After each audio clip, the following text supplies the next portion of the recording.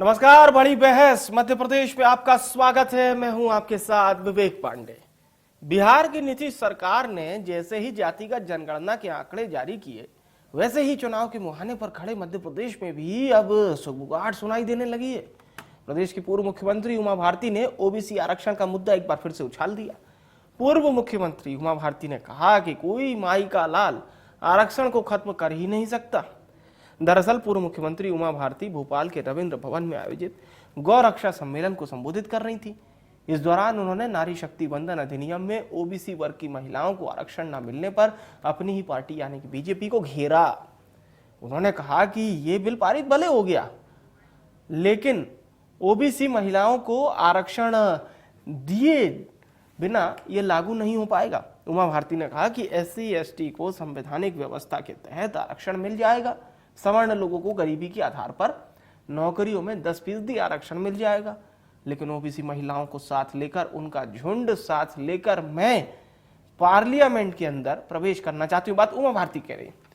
उमा भारती आगे कहती हैं कि मेरी इच्छा है कि सामाजिक समरसता का मतलब आप 60% लोगों की ताकत को इग्नोर नहीं कर सकते। और उधर कमलनाथ ने भी ट्वीट कर कहा है कि अगर प्रदेश में कांग्रेस की सरकार बनती है तो वो मध्य प्रदेश में जातिगत जनगणना कराएंगे और समाज के हर वर्ग को शासन और प्रशासन दोनों में न्यायोचित हिस्सेदारी दी जाएगी। कांग्रेस पार्टी सदैव से सामाजिक न्याय के साथ खड़ी रही है। मध्य प्रदेश में ओबीसी को 27% आरक्षण देने का फैसला भी कांग्रेस की सरकार ने किया था, जिसे बीजेपी ने षड्यंत्र पूर्वक खत्म कर दिया था। तो हम इसी मुद्दे पर आज चर्चा करने जा रहे हैं। कुछ खास मेहमानों को भी आपके साथ चर्चा में जोड़ेंगे। बहरहाल ये मुद्दा इतना ज़्यादा इस समय चल रहा है और बिहार से देखिए जो संकेत चला है, तो अब हम भी समझने की कोशिश करते हैं कि एमपी में ये कितना बड़ा मुद्दा बनेगा। क्या एमपी में जातिवादी राजनीति होगी? चुनाव अपने मान लीजिए कि आचार संहिता के बाद आपको क्या इस तरह के मुद्दे सुनने मिलेंगे? तो अब हम चर्चा को शुरू करते हैं। हमारे साथ भारतीय जनता पार्टी के प्रदेश प्रवक्ता डॉक्टर गुलरेज शेख जी जुड़ चुके हैं। बहुत स्वागत है डॉक्टर साहब आपका। मैं केवल ये पूछना चाहता हूँ, मध्य प्रदेश में हमने बहुत कम ही देखा है कि यहाँ पर, अब बोलना नहीं चाहिए लेकिन फिर भी एक अच्छी पहलू ये है कि जातिवादी राजनीति उतनी देखने को नहीं मिली। हाँ, क्रमशः हर बाहुल्य क्षेत्र चाहता है कि उसी जाति का नेता वहां को रिप्रेजेंट करे, लेकिन हमने मध्य प्रदेश में एक अच्छी नज़ीर भी देखी है। फिर भी कमलनाथ कह रहे हैं कि सरकार आने दीजिए, जाति आधारित जनगणना कराएंगे। उमा भारती जी जो बात कह रही हैं उसे बीजेपी कैसे देखती है? थोड़ा सा मेरा सवाल बड़ा हो गया जी। गुलरेज जी, देखिए, जहां तक कमलनाथ जी का विषय है ना, जो ये जातिवादी जनगणना की बात कर रहे हैं, इसमें सीधा निशाना उनका जो है ओबीसी वर्ग से, बड़ी स्पष्ट बात है। तो मैं इनसे ये पूछना चाहता हूं कि माननीय कमलनाथ जी, आप ये बताने की कृपा करें कि रविशंकर शुक्ला जी, जो कि कांग्रेस के और मध्य प्रदेश के पहले मुख्यमंत्री थे, से लेकर कांग्रेस के अब तक के, और मैं बोलता हूँ हमेशा के लिए जो आखिरी मुख्यमंत्री कमलनाथ जी हुए, उसके बीच में उन्होंने कितने ओबीसी वर्ग के लोगों को मुख्यमंत्री बनाया?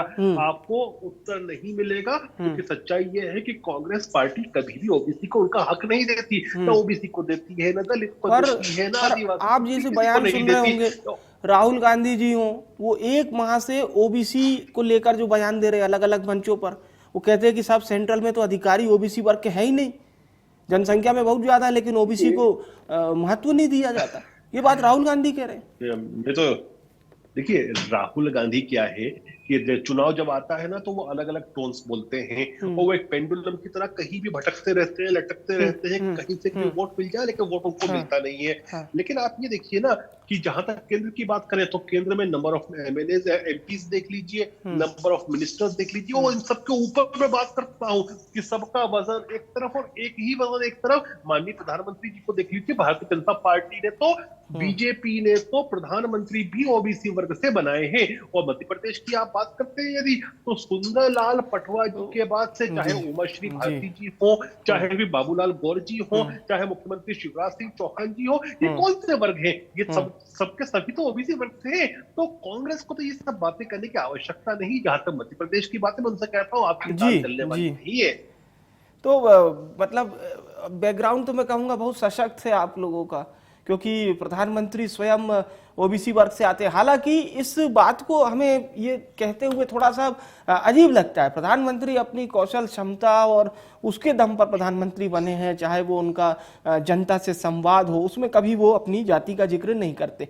लेकिन ये जो जाति सर्वे है जो बिहार से आया है, बहुत लोग कह रहे हैं कि साहब आपने वहां पर मुस्लिम को प्रतिशत में तो बता दिया, लेकिन मुस्लिम धर्म में भी बहुत सारी उपजातियां होती हैं। तो ये बहुत एक सवाल जवाब चल रहा है। आपको लगता है मध्य प्रदेश की जनता इस फेर में आएगी, इंटरेस्ट बढ़ेगा मध्य प्रदेश की जनता का? सर, सबसे पहली बात तो ये है कि जो बिहार में जाति का जो सर्वेक्षण हुआ है, उन्होंने उसका फॉर्मूला नहीं बताया कि किस फॉर्मूले से किया है, साइंटिफिकली कितना करेक्ट है ये नहीं पता है। और ये जो कुछ भी हुआ है ना, कि उन लोगों ने किया है जो समाज को हमेशा, जो समाज के अंदर भीतरी भेद होते हैं उनको उजागर करके बांटने की करते। एक तरफ हम है कि हम चाहते हैं कि समाज को जोड़कर भारत को एक करे, एक विशाल भारत बने, सुखी भारत बने और विश्व गुरु भारत बने। तो ये क्या चुनाव से पहले एक नई लकीर खींचने की कोशिश है क्या, कि चलिए अब नए बेस पे अब चुनाव लड़ा जाएगा? देखिए साहब, कोई मुद्दे नहीं चल रहे हैं, सब तरह के फंडे अजमा के देख लिए, तथा कथित घमंडिया इन्होंने अपना गठबंधन भी बना लिया, वो भी फेल हो गया। हमने कल ही देखा कि आम आदमी पार्टी ने 29 उम्मीदवारों की सूची जारी कर दी, उससे पहले समाजवादी पार्टी कर चुकी है, तो वो इनका IND अलायंस था वो फेल हो गया। हर तरह का मुद्दा इन्होंने पोतने की कोशिश करी, कुछ भी नहीं चला। तो आखिरी वार है, ये भी नहीं चलने वाला है, इसके बाद क्या करेंगे देखते हैं इनका। चलिए ठीक है, लेकिन ऑन पेपर इस समय बीजेपी नो डाउट ज्यादा मजबूत है, क्योंकि आपके पास बताने के लिए काफी सारे आंकड़े हैं। फिर आप लोग बताएंगे कि हमने पेपर पे नहीं सर, जमीन पर नहीं। हाँ, ऑन पेपर नहीं, ऑन ग्राउंड हम मजबूत अच्छा, हैं। आप हमारी योजनाओं को देखें। जी जी जी, हमारी जितनी योजनाएं हैं डबल इंजन की सरकार की, चाहे केंद्र की हो या राज्य की हो, उन वर्गों को सशक्त करने के लिए है, सुविधाओं देने के लिए है। जो सबसे गरीब है उनमें ओबीसी सबसे ज्यादा आते हैं, दलित सबसे ज्यादा आते हैं, अल्पसंख्यक सबसे ज्यादा आते हैं, आदिवासी सबसे ज्यादा आते हैं। ठीक है सर, चर्चा को आगे बढ़ाएंगे। अब हम हमारे दर्शकों को उमा भारती, जो मध्य प्रदेश की पूर्व मुख्यमंत्री हैं, उनका बयान सुनिए और उस पर कांग्रेस और बीजेपी के क्रमशः बयान सुनिए, फिर चर्चा को आगे बढ़ाते हैं।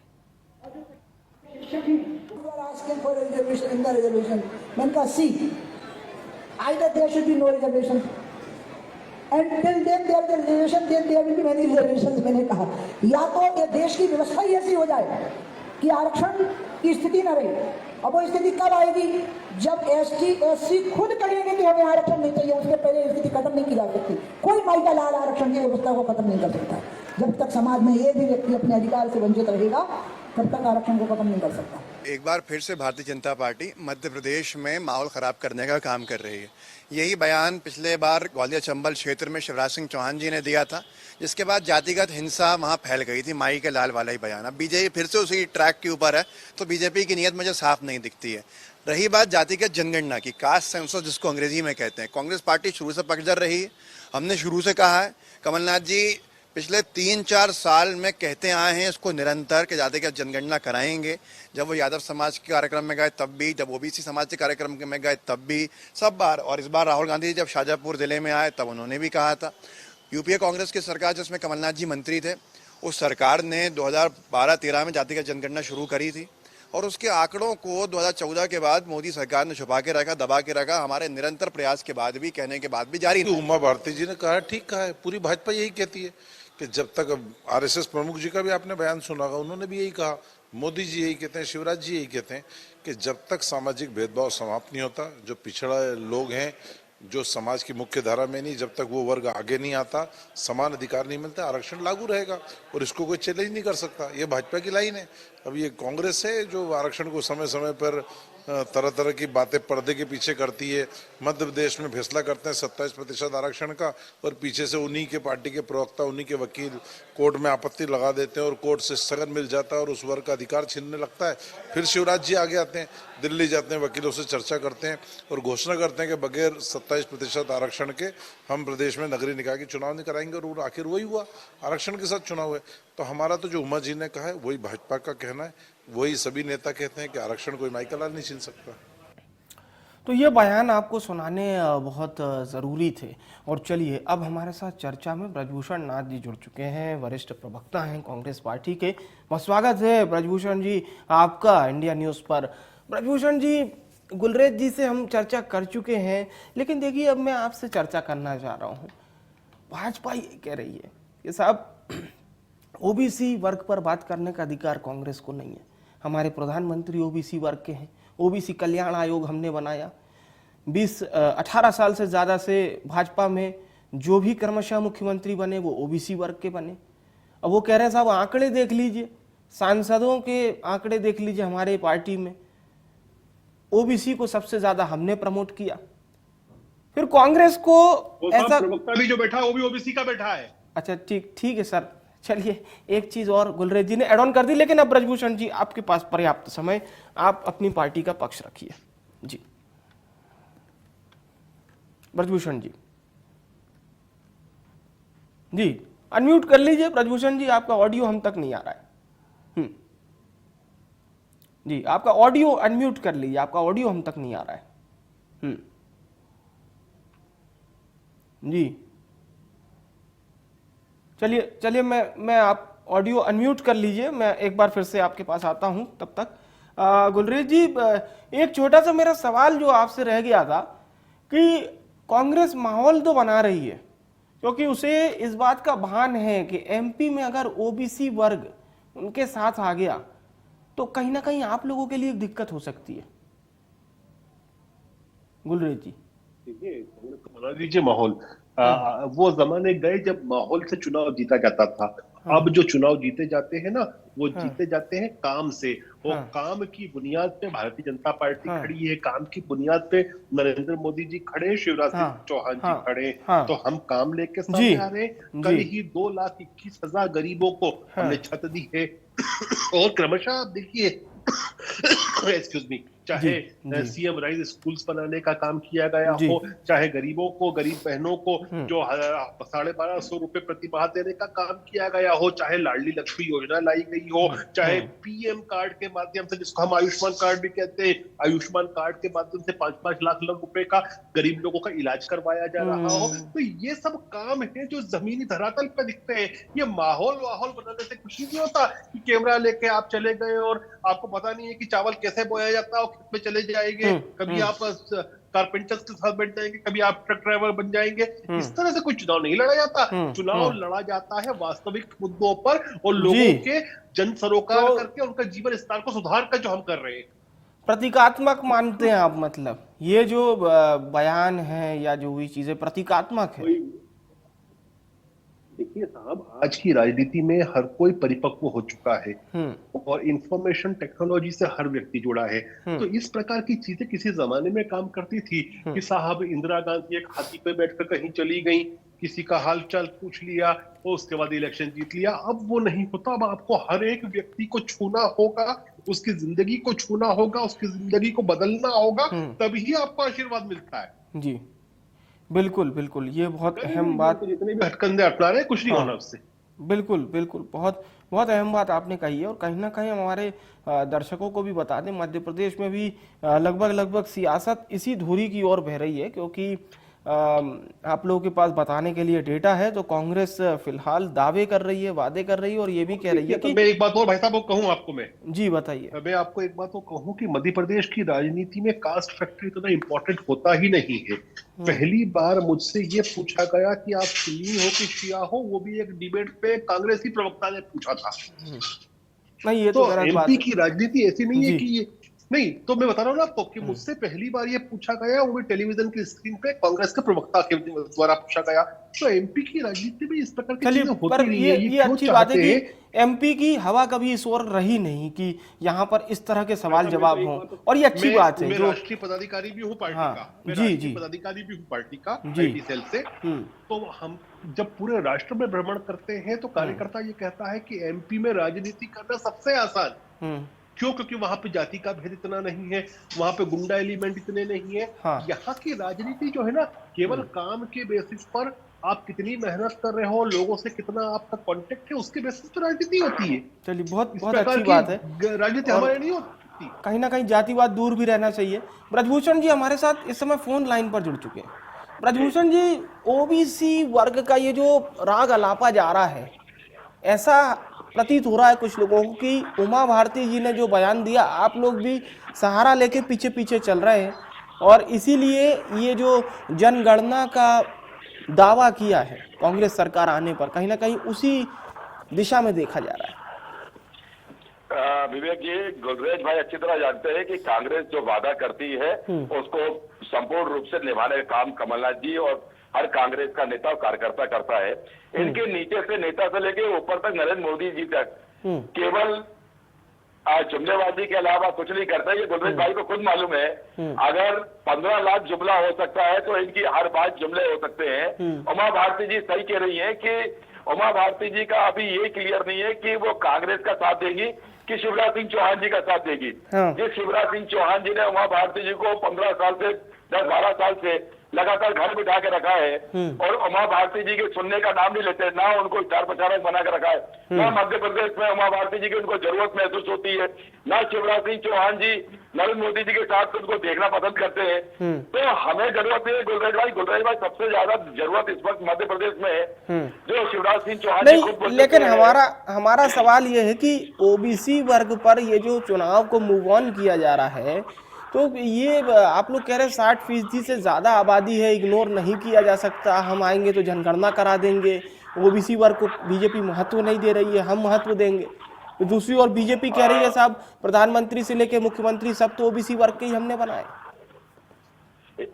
इनसे गुलरेज भाई से अभी नरेश सलूजा की भाई सुन रहा था जी, वो बड़े शान से कह रहे थे कि हमें आरएसएस प्रमुख ने भी बोला है, एक आध पिछड़े वर्ग का उनको बना दीजिए प्रमुख आरएसएस का, हम मान जाएंगे। ये नहीं बनाएंगे साहब विवेक भाई, ये बिल्कुल नहीं बनाने वाले, ये केवल बातें करते हैं। जी, अगर उमा भारती जी खुद पिछड़ा वर्ग के तो हटाया क्यों? अब शिवराज सिंह चौहान जी पिछड़े वर्ग से है, आप सहयोग तो देखिए, अगले जो बाबूलाल गौर आए वो भी पिछड़ा वर्ग से, शिवराज सिंह चौहान आए वो भी पिछड़ा वर्ग से। विवेक भाई यही तो कहना है, उमा भारती जी पिछड़ा वर्ग की आपको 13 महीने पसंद नहीं आई, बाबूलाल गौर जी आपको 6 महीने पसंद नहीं आए। अब सही बात शिवराज सिंह चौहान जी की, अब लाडली बहना को रो रो के बोल रहा है शिवराज सिंह चौहान जी कि मैं चला गया तो बहुत याद आएगी। अरे आपको कोई भेज नहीं रहा, आपको नरेंद्र मोदी जी घर बिठा रहे हैं, सही बात तो ये है। मैं आपको आपके चैनल के माध्यम से मध्य प्रदेश की जनता को बताना चाहता हूँ कि विवेक भाई और गुलरेज भाई, मध्य प्रदेश में मुख्यमंत्री शिवराज सिंह चौहान जी कतई नहीं बनने वाले, क्योंकि पहली बात तो बहुमत में सरकार उनकी आने नहीं वाली, और गलती से कहीं सपने में आपने खरीद फरोख्त भी करी तो भी शिवराज सिंह चौहान जी नहीं बनेंगे। ये बात नरेंद्र मोदी जी, अमित शाह जी और आपके जो मध्य प्रदेश के संघ प्रमुख है अच्छी तरह जानते हैं। रही बात कमलनाथ जी को और पिछड़े वर्ग के आरक्षण की, तो निश्चित तौर पर कमलनाथ जी जब आएंगे तो मध्य प्रदेश में जनगणना कराएंगे। कमलनाथ जी ने कर्ज माफी का कहा था, तो कमल पटेल जी जो इनके कृषि मंत्री है उन्हें भी मध्य प्रदेश में मान लिया कि मध्य प्रदेश में केवल कमलनाथ जी ने कृषि कर्ज माफी किसानों को कर्ज माफी करी है। तो आज गुलरेज भाई को और शिवराज सिंह चौहान जी को मध्य प्रदेश में विकास जो किए हैं, बेरोजगारी जो हो गई है, जो मध्य प्रदेश में भुखमरी है, उससे वोट उसके बारे में बहस करनी चाहिए, बात करनी चाहिए। मध्य प्रदेश में पिछड़ा वर्ग हो, स्वर्ण वर्ग हो, दलित हो, आदिवासी हो, उनको इस बात से अगर लेन देन नहीं है। अच्छा, तो एक विकास की बात करिए। जी, विकास की बात करिए, बिल्कुल सही बात है। मुझे एक बार बताइए ब्रजभूषण जी, मध्य प्रदेश की जनता क्या ये ओबीसी वर्ग पर जो आप लोगों का बयान है उसके सुर में सुर मिलाएगी? अगर ओबीसी वर्ग जिस पार्टी का साथ दे देंगे, मैं तो इस बात को कह सकता हूँ, क्योंकि जो दावा किया जाता है, कोई कहता है 45% से ज्यादा, कोई 50% से ज्यादा बोलता है ओबीसी वर्ग को, तो फिर तो वो जिसको चाहेंगे उसकी सरकार बना सकते हैं। निश्चित तौर पर पिछड़े वर्ग की मध्य प्रदेश में अहम भूमिका रहती है। पिछले बार पिछड़ा वर्ग और आदिवासियों ने मिलकर मध्य प्रदेश में कमलनाथ जी की सरकार बनाई और स्वर्ण के और कुछ पिछड़े वर्ग को ये खरीद कर अपनी पार्टी में ले गए, तो जनता का बहुमत तो इन्हें लगाम दिया। अगर जनता का बहुमत संभाल लेते तो लगातार 5 साल कमलनाथ जी काम कर रहे थे, तो आज गुलरेज भाई नरेश सलूजा जी भारतीय जनता पार्टी कांग्रेस छोड़ के जाते ही नहीं। अगर कांग्रेस में सरकार हमारी होती कमलनाथ जी की, तो नरेश सलूजा जो आज टीवी में आपको दिख रहे हैं बीजेपी के प्रवक्ता बन के, ये नाक को नहीं देखते, ये कांग्रेस के प्रवक्ता केवल जी तारीफ कर रहे होते। तो वक्त वक्त का खेल है और खरीद फरोख्त का खेल चल रहा है, और इस बार कमलनाथ जी बहुत सतर्क है, और इस बार कोई विधायक कोई कार्यकर्ता न बिकने वाला है और न ठगने वाला है। चलिए, वक्त वक्त का खेल है गुलरेज साहब। कांग्रेस के साथ में ओबीसी वर्ग भी आएगा, ब्रजभूषण जी तो लगभग यही कह रहे हैं। हमारे वरिष्ठ साथी ने जितनी भी बातें की, लेकिन उन्होंने मुद्दे पे बात नहीं की, के सब तरफ की बात की। इन्होंने ये नहीं बताया कि पहले मुख्यमंत्री कांग्रेस से लेकर आखिरी मुख्यमंत्री कमलनाथ तक कितने ओबीसी के मुख्यमंत्री रहे, इसका कोई जवाब अभी तक नहीं मिला है। और जितनी बातें सब गिमिक के अलावा कुछ भी नहीं है। इनकी बातों में कहीं भी आपको तत्व दिखा क्या? और कमलनाथ जी की जो बदजुबानी थी, लोगों को बर्दाश्त नहीं करना, बिसाहू लाल जी जैसे वरिष्ठ व्यक्ति को, आदिवासी के सबसे वरिष्ठ नेता को चलो चलो चलो चलो करना, सिंधिया जी जैसे व्यक्ति को जिसने आपकी सरकार बनाई उसको कहना कि सड़क पे उतर जाओ, सड़क पे निकल जाओ। तो आपकी जो सरकार गिरी थी आपकी बदतमीजी से गिरी थी। और उसके बाद जब उपचुनाव हुए तो जनता ने पूर्ण बहुमत की सरकार भारतीय जनता पार्टी को आशीर्वाद देकर बनाई। तो कहीं भी आप कंपेयर नहीं कर सकते। लेकिन मैं फिर ये कहता हूं कि ये विकास के मुद्दे पे बात नहीं करते, ये काम के मुद्दे पे बात नहीं करते, ये लोगों के बेनिफिट्स के लिए बात नहीं करते कि उनके जीवन को कैसे अच्छा बना सकते हैं, लोगों के जीवन को कैसे खिला सकते हैं। ये जाकर बात कर रहे हैं जातिगत लाइंस पर। ये चाहते हैं कि समाज में भेद उत्पन्न हो। ये क्यों करना चाहते हैं वो समझ नहीं आ रहा। एक जवाब इसी बात पर ले लेते हैं ब्रजभूषण जी। बीजेपी कह रही है साहब विकास की बात नहीं कर रहे हैं। ओबीसी का कितने नहीं ओबीसी के कितने मुख्यमंत्री मध्य प्रदेश में बनाए आपने? ठीक है, एक तो नाम गिनाओ। ठीक है, सीधा जवाब ले लेते हैं ब्रजभूषण जी प्लीज। ब्रजभूषण जी, जवाब आपसे है कि आपने ओबीसी वर्ग के कितने मुख्यमंत्री बनाए? ये गुलरेज जी का सवाल। मध्य प्रदेश की राजनीति में लगातार हमने कांग्रेस के संगठन में लगातार पिछले वर्ग को सम्मान दिया है। और कितने बनाए भाई साहब? वो तो मुख्यमंत्री पूछ रहे हैं। गुलरेज भाई से पूछना चाहता हूँ कि आपने भाई साहब मध्य प्रदेश में महिला की बात करते हैं, आपने महिला का सम्मान नहीं किया। वो पिछले वर्ग की थी, बाबूलाल गौर जी थे, उनका सम्मान नहीं किया। रविशंकर शुक्ला के बाद पूरा मध्य प्रदेश और मुझे लगता है कि गुलरेज जी ने कहीं ना कहीं गुलरेज भाई ये बता देंगे कि अगला मुख्यमंत्री पिछले वर्ग का होगा।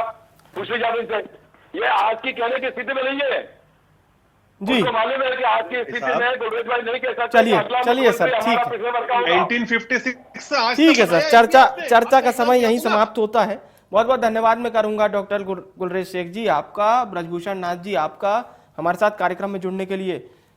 बड़ी बहस में आज चर्चा एक ऐसे विषय पर हो रही थी जिससे मध्य प्रदेश की जनता कह सकते हैं कि उसके तासीर में इतना नहीं है।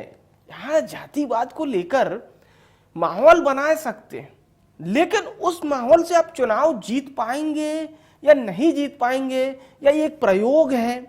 क्योंकि इस तरह का प्रयोग मध्य प्रदेश ने पुराने दौर में तो नहीं देखा। मिला जुला मिश्रण आप किसी क्षेत्र को कह सकते हैं, वो भी अपवाद के तौर पर। ओबीसी वर्ग को निशाना बनाना या ये कहना कि साहब ओबीसी वर्ग के लिए हम जनगणना भी ले आएंगे और उसके बाद उनको एक विशेष व्यवस्था दी जाएगी। अगर इस बात को ओबीसी वर्ग समझ रहा है और अपने नफा नुकसान को भी समझ रहा है, तो फिर सबसे बड़ी बात यह होगी कि वो चुनेगा कैसे, सत्तारूढ़ दल को या विपक्षी दल को। ये हम आने वाले समय में देखेंगे। बड़ी बहस में इतना ही। मुझे आने विवेक को दीजिए इजाजत। नमस्कार।